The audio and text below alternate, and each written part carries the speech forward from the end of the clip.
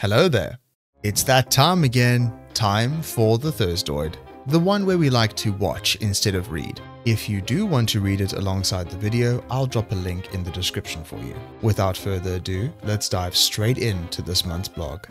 Alright, so I'm sure that the announcements in the last dev blog has left everyone on edge regarding the long-awaited release of Build 42. So to clear up some things and help put our minds at ease with what we can expect, the team dives straight into what may or may not be included in the initial release of Build 42 Unstable. As the team mentioned in the last dev post, and in the interest of getting the Unstable beta closer to release, they are limiting the number of new crafting disciplines that will initially be available to us. The rest will be released in smaller updates along the way, alongside polishes and balance updates, etc. to the beta release. So they've done a little inventory check on what they have currently done and have settled on aiming for having the following finished off for the initial release: metal smelting and blacksmithing, pottery, weapon-related carpentry skills, small-scale bone crafting for things like sewing needles, fishhooks, and more, the essentials for when it comes to agricultural production, the essentials being things like flour, oil, thread, twine, and more, and finally, weapon crafting performed on in-game surfaces that don't require a certain workstation to be performed. Now, bear in mind that naturally this list is subject to change, but the team feels that this is a fair assessment of content to be released with the first update. Not all of these will, at first, come with 100% precise or perfect animations. A large portion of the direct character interaction with larger crafting stations is heavily reliant on the upcoming GrappleTech system that was shown in a previous dev blog, and as a result will be added in later on down the line as GrappleTech gets developed. On the subject of crafting disciplines, craft disciplines that we could expect to see during the Unstable beta include brewing, glassmaking, and butchery. Bowery or bowery, or the discipline of creating bows and arrows, will appear later on due to it requiring far more animation, tech, combat, and design work. I'm sure when it does get released, it will complement the upcoming animals in Build 42 rather well, for reasons I'm sure you can imagine. The team further goes on to talk about the art pipeline that they have got going. At the moment, it's looking rather robust, and as such, they can relatively easily introduce a wide range of decorative, craftable building items into the Unstable beta release. These craftable items will most likely be valued by multiplayer and RP characters who want to add a bit more personality to their bases. Now, with all of this, the team intends to put out a comprehensive modding guide alongside the public beta release. The changes coming to Build 42 will naturally serve as a clean slate and will be new territory for some modders, so having a guide like this will help the modding community get to grips with the refresh. Bear in mind that once the beta gets released and probably further into the update, we most likely will be playing vanilla Build 42 for quite a while, until all of our favorite mods slowly get updated, so be prepared for that.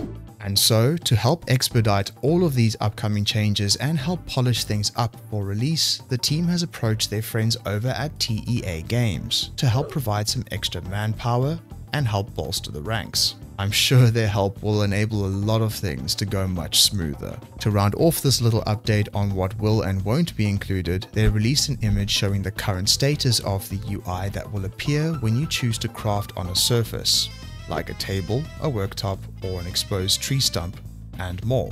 This UI will become more refined as we get closer to release, but my goodness, is it looking super clean and much easier on the eye. Alrighty, moving on to a little update regarding biomes, foraging, and the procedurally generated wilderness coming soon with Build 42. So a big aspect with Build 42 is that there is no longer a rigid black border around the map, which is instead being replaced by the generated wilderness at the map's edges. As a part of this, the team needed a way to zone these areas, essentially a way to automatically mark them as a certain area, so the game knows which sounds to play and which foraging area to allocate. For example, foraging currently is mapper defined. This turns out to be a rather labor-intensive job to allocate and has always been an issue. Much like players who enjoy straying from the beaten path, only to find out that they have wandered into a no foraging zone. which sucks if that is a big aspect of your playthrough. Here's an image showing some of the current zoning in Build 41. To the east of the map, you can see a large amount of unzoned land, which is therefore unforageable, while the zoned squares of dark forest and light green woodland is lumpy, boxy, and unnatural.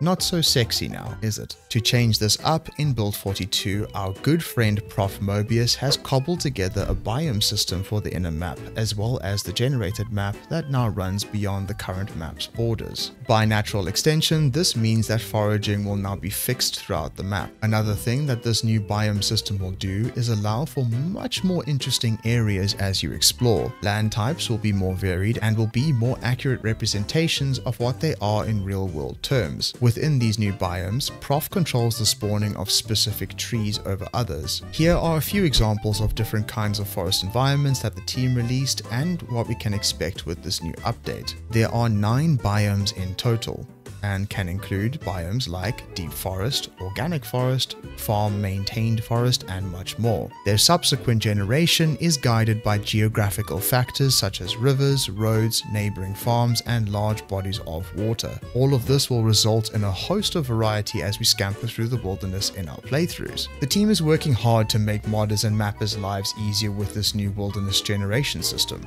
specifically in terms of the biome generation and clean transition lines between vanilla maps and community editions.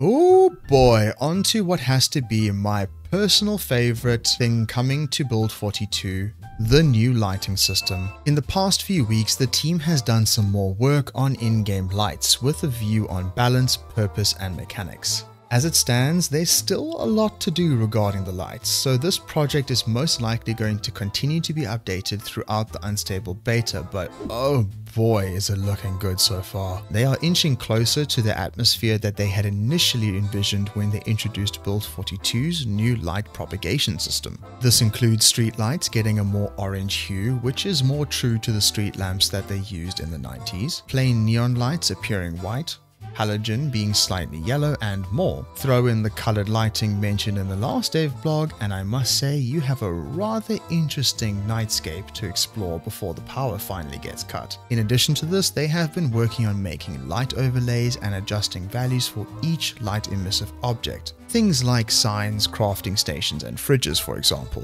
which can result in some awesome lighting scenarios as shown here. On to a section regarding the building and town glow-ups that we can expect with the upcoming update. In the last dev blog, they showed us some map work that was happening in places like Muldra. While the response from the community was mostly positive, some community members were rightly worried that these changes were a little too fancy for Muld, which inherently represents a place where people lead very normal lives. Muldra has always been the poster town for Project Zomboid. It was the first town ever created by the team and sets the tone for PZ as a whole. So, with the feedback in mind, they decided to take a slightly different approach to the map changes. Public buildings like the school have been made to look a little bit more realistic for a town like Muldra, and Courtman's a little less fancy. Other locations, however, such as the revamped police station, will remain as it was shown in the previous dev blog. Everything remains super improved in regards to the rest of the map, but they have toned down on the poshness of what was shown in Muld. All buildings previously seen will be put to use elsewhere on the map, in more geographically appropriate locations. But hey, here's another well-known spot that has gone through a little glow-up. The LSU library in Louisville. Now that is a library.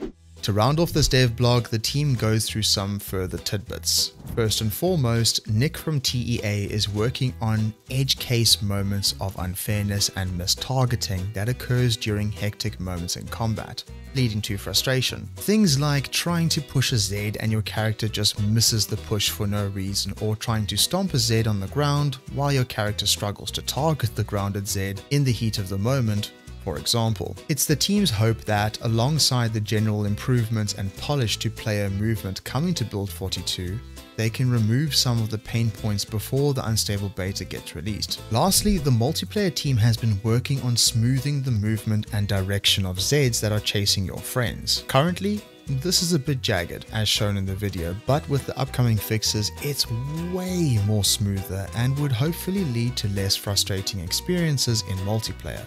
And that's a wrap for the dev blog. I know everyone is a little on edge right now regarding the release of Build 42, but have faith. The devs are working hard and I know that they will deliver on a quality release to a game that we all share a love for. If you made it this far, drop a like and subscribe. Good luck out there, Survivor, and I will see you in the next one.